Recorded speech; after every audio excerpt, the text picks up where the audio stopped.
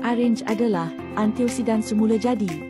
Jom kita tengok apakah perbezaan kesan antioksidan antara orange, biosinotrilite, vitamin C brands. Nampak tak ini proses orange buang radikal bebas dalam badan kita? Cuba bayangkan dengan antioksidan semula jadi. Air sudah tukar warna, makin jernih. Jom kita tengok hasil BioC dengan vitamin brands. Nampak tak BioC memulihkan air kepada yang bersih? Manakala air brands nampak keruh.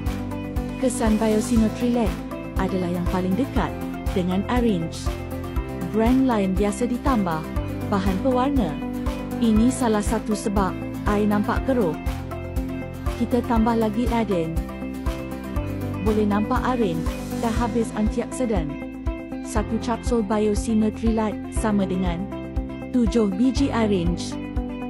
Jadilah konsumer yang bijak dalam pilih produk yang berkualiti tinggi.